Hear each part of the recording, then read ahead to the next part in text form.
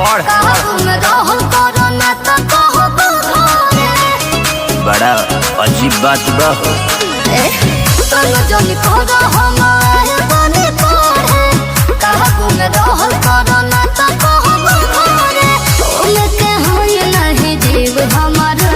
अरे तो सुन लो, घरे छूटल बाकी खुद कहीं छोड़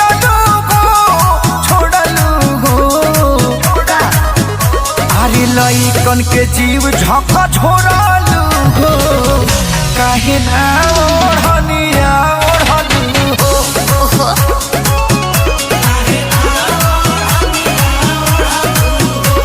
तो बोलो काहे ना ओढ़निया ओढ़लू हो।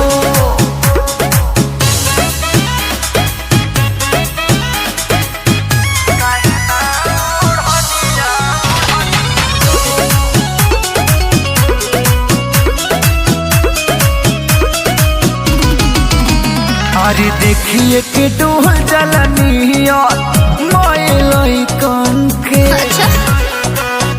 जाने डरा जीवा कहमन सिया। अरे मुँह मारो ऐसन फैशन के लागत रेडीमेड ले ले बड़ी। सुनो रही तेरे दिन ढेर ना बोलो, अपन काम करो हमको ना करो फॉलो। तू तो रूल रेगुलेशन सब तोड़लू हो। आज लइकन के जीव झका छोड़लू हो, काहे ना ओढ़निया ओढ़लू हो।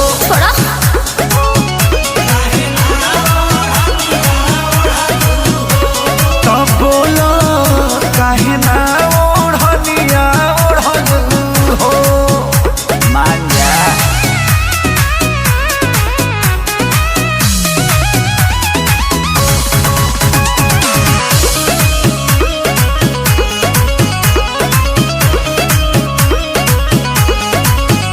ट्यूशनों में आविल गोरखो रंग झारी के अपना रहन से दिलू पगलाई। संजय ऑफिस के आंखें सारी के मैं लोग बोराइल बा बेबी। सुनो आवेला पढ़े कि हमरा के करे के नहीं कहब ले सोगा जवनिया से के बयार तो हतार कैसे जोड़लू हो। अरे लइकन के जीव झका छोड़लू हो, काहे ना ओढ़निया ओढ़लू हो।